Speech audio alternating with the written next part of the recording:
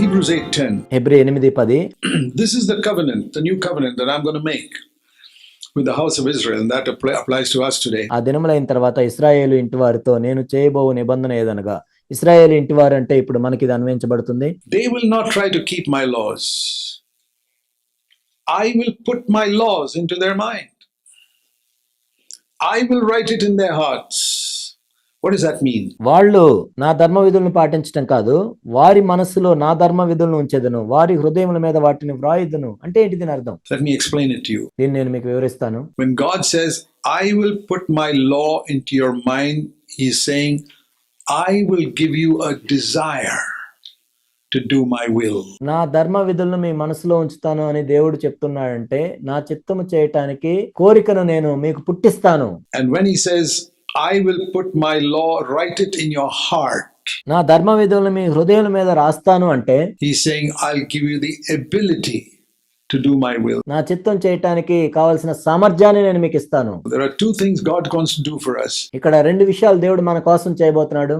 Give us the desire to do His will and give us the ability to do His will. ఆయన చిత్తాన్ని చేయటానికి కావాల్సిన కోరికను ఆయన అనుగ్రహిస్తున్నాడు. ఆయన చిత్తాన్ని చేయటానికి కావాల్సిన సామర్థ్యాన్ని ఆయన అనుగ్రహిస్తున్నాడు. Desire is in our mind, ability is in the heart. Hebrews 13. హెబ్రీయులకు రాసిన పత్రిక 13వ అధ్యాయంలో మనం చూసినట్లయితే ఆ కోరిక అనేది మన మనసులో ఉంటుంది, సామర్థ్యం అనేది హృదయంలో ఉంటుంది. In verse 9, it is good for the heart to be strengthened by grace. Grace is God's power to do His will. Hebrew 13:9 మనం చూసినట్లయితే కృపను బట్టి హృదయము స్థిరపరచబడుతుంది. ఇక్కడ కృప అంటే దేవుని చిత్తం చేయటానికి కావాల్సిన సామర్థ్యం. So there are two things God wants to give us. In our mind, He wants to give us the desire to do His will.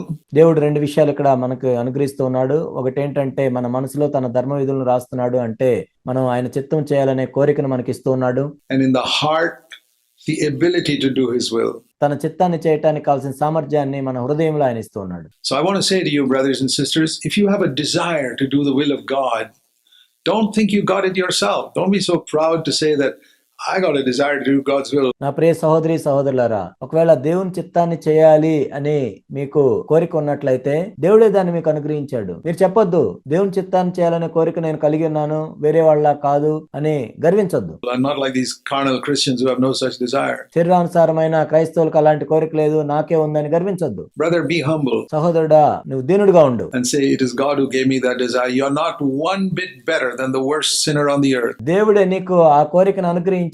ఈ భూమి మీద ఉన్న అత్యంత నీచమైన పాపాత్ముడి కంటే నీవు 1% కూడా మెరుగైన వాడివి కాదు. I often say that to God. I say, Lord, there's no difference between me and the greatest terrorist on this earth. నేను దేవునికి తరచుగా చెప్తూ ఉంటాను, ప్రభువా, ఈ భూమి మీద ఉన్న అతి భయంకరమైన ఉగ్రవాది కంటే నేనేమి శ్రేష్టమైన వాడిని కాదు, నాకు ఆయనకి ఏమీ తేడా లేదు. Absolutely no difference. I don't believe that. అసలు ఏ తేడా లేదు. There are people who despise other Christians. Oh, those people who have false teaching, Jehovah's Witnesses, Roman Catholics, they're all wrong teaching. చాలా మంది ఇతర క్రైస్తవుల్ని తృణీకరిస్తూ ఉంటారు. యెహోవా సాక్షులు, రోమన్ క్యాథలిక్ వాళ్ళంతా తప్పుడు బోధలు బోధిస్తున్నారని. I say, Lord, I would be worse than all of them. I'd be the worst terrorist on earth if you didn't put a desire in my mind to do your will. ప్రభువా, వాళ్ళందరికంటే కూడా నేను ఎంతో దౌర్భాగ్యుణ్ణి. ఒకవేళ నా మనసులో మీ చిత్తం చేయాలనే కోరిక మీరు పెట్టినట్లయితే ఆ భయంకరమైన ఉగ్రవాది కంటే కూడా నేను ఎంతో తక్కువవాడిని. There's a fundamental lack of humility in most Christians, born again Christians, even among CFC believers. అనేక మంది తిరిగి జన్మించిన క్రైస్తవుల్లో సిఎఫ్సి సంఘంలోని విశ్వాసుల్లో కూడా మనం చూసినట్లయితే ఆ దీనత్వం అనేది ఎంతో కొరతగా ఉంది. They're proud of their knowledge. They're proud they understand the new covenant. వాళ్ళ తెలివితేటలను బట్టి వాళ్ళు గర్విస్తూ ఉంటారు. క్రొత్త నిబంధన బాగా అర్థమైందని వాళ్ళు గర్విస్తూ ఉంటారు. And that's why in their personal life they never seem to come to rest in their home life. అందుకే వాళ్ళ వ్యక్తిగత జీవితంలో మనం చూసినట్లయితే వాళ్ళు ఇంట్లో జీవిస్తున్నప్పుడు వాళ్ళు విశ్రాంతిలోకి ప్రవేశించరు. Or in their mind. I'm trying to urge you to really ask God to give you revelation on the Sabbath. లేక వాళ్ళ మనసులోనికి విశ్రాంతిలోనికి రారు. అందుకే నేను మిమ్మల్ని బ్రతిమలాడేది ఏంటంటే ఆ విశ్రాంతి అంటే ఏంటో ప్రత్యక్షతను అనుగ్రహించమని దేవుణ్ణి మీరు వేడుకోండి. It'll change your life completely, believe me. Learn from me, the Lord says. మీ జీవితాన్ని ఇది సంపూర్ణంగా మార్చివేస్తుందని నమ్మండి, నా యొద్ద నుండి నేర్చుకొనుడి అని ప్రభు చెప్తున్నాడు. For I am gentle and humble in heart, and you will find a Sabbath. నేను దీన మనసు గలవాడిని, సాత్వికుడిని, నా యొద్ద నుండి నేర్చుకోండి, అప్పుడు మీరు ఆ సబ్బాత్ అంటే ఏంటో, విశ్రాంతి అంటే ఏంటో మీకు దొరుకుతుంది. In your souls, which all those Pharisees could not understand. And what is the message of the Sabbath? That I am the Lord who will make you holy. మీ ప్రాణములకు విశ్రాంతి దొరుకుతుంది. ఆ పరిచయులకు ఎవరికి ఇది అర్థం కాలేదు. ఇక్కడ సబ్బాతు అంటే ఏంటి? నేనే మిమ్మల్ని పరిశుద్ధపరచు యెహోవాను. You cannot make yourself holy. మీ అంతటా మీరే పరిశుద్ధపరచుకోలేరు. I will put my law into your mind and I'll write it in your heart and give you the ability. నా ధర్మ విధుల్ని మీ మనసులో ఉంచుతాను. నా ధర్మ విధుల్ని మీ హృదయం మీద రాస్తాను. So that finally, in conclusion, one verse, 1 Corinthians in chapter 1. చివరిగా మనం ముగించే ముందు కొరింథీయులకు రాసిన మొదటి పత్రిక 1వ అధ్యాయం 26వ వచనం మనం చూద్దాం. 1 Corinthians chapter 1.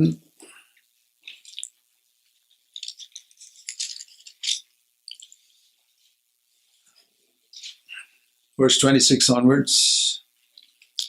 Consider your calling, brethren. There are not many wise among the flesh, or according to the flesh, not many mighty, not many noble. సహోదరులారా, మిమ్మల్ని పిలిచిన పిలుపును చూడి, మీలో లోకరీతిని జ్ఞానులైన, ఘనులైన, గొప్ప వంశం వారైన అనేకులు పిలువబడలేదు.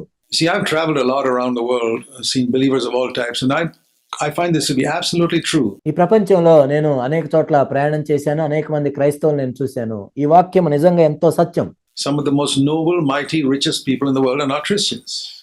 God has not chosen them. ఈ లోకంలో మనం చూసినట్లయితే అనేక మంది జ్ఞానులు, గనులు, గొప్ప వంశపు వాళ్ళు క్రైస్తవులు కాదు. దేవుడు వాళ్ళని ఏర్పరచుకోలేదు. Because of pride. ఎందుకంటే గర్వాన్ని బట్టి. But God has chosen the foolish to shame the wise. God has chosen the weak to shame the things which are strong. దేవుడు జ్ఞానులను సిగ్గుపరచడానికి లోకంలో ఉండి వెర్రివారిని ఏర్పరచుకున్నాడు. బలవంతులైన వారిని సిగ్గుపరచడానికి బలహీనులను ఏర్పరచుకున్నాడు.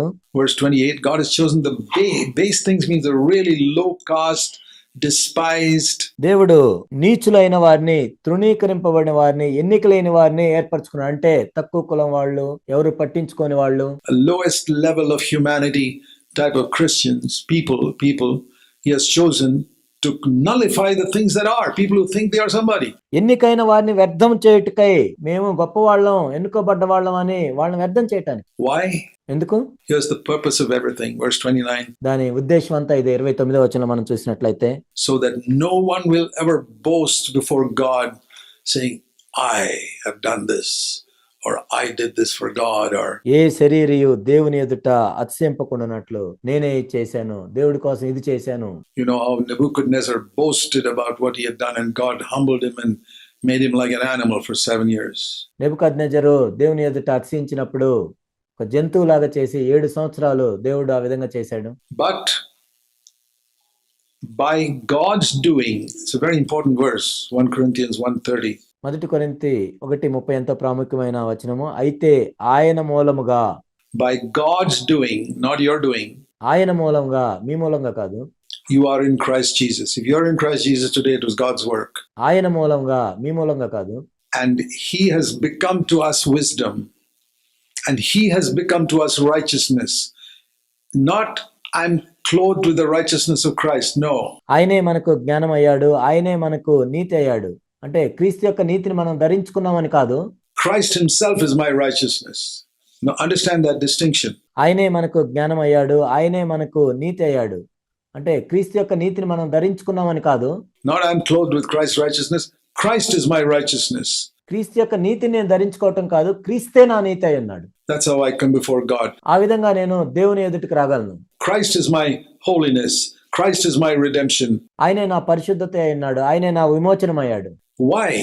So that, as it is written, if anyone boasts, let him boast in the Lord. ఎందుకు అంటే ఇక్కడ రాయబడినట్లుగా 31వ వచనం, అతిశయించువాడు ప్రభువునందే అతిశయింపవలెను. That is why the Apostle Paul could say he was the least of all the saints and the chief of sinners. అందుకే అపోస్తలుడైన పౌలు ఏ విధంగా చెప్పగలిగాడు, ఆయన పరిశుద్ధుల్లో కల్లా అత్యల్పుడు అన్నాడు, పాపుల్లో కల్లా ప్రధాన పాపిని అన్నాడు. Because he knew if there was anything good in him, God had done it all. ఎందుకంటే ఆయన ఏంది ఏ మంచున్నా కానీ అదంతా దేవుడు చేసిందని ఆయనకు తెలుసు. And if you have understood that, and if you can live in that, not occasionally come there and then forget all about it. ఒకవేళ నువ్వు దాన్ని అర్థం చేసుకొని అక్కడ జీవిస్తూ ఉన్నట్లయితే, ఎప్పుడో అర్థం చేసుకొని ఒకసారి వచ్చి వెళ్ళటం కాదు, and go back to boasting, but live there. ఎప్పుడో ఒకసారి వచ్చి మళ్ళీ వెనక్కి వెళ్ళి అతిశయించడం కాదు, నువ్వు అక్కడే నివసిస్తూ ఉన్నట్లయితే, then you have entered into the Sabbath rest of God. అప్పుడు దేవుని యొక్క సబ్బాతు విశ్రాంతిలోనికి నువ్వు ప్రవేశించినట్లు. May God help us to get revelation on this. Amen. దీని గురించిన ప్రత్యక్షత మనకు రావటానికి దేవుడు మనకు సహాయం చేయను గాక. ఆమేన్.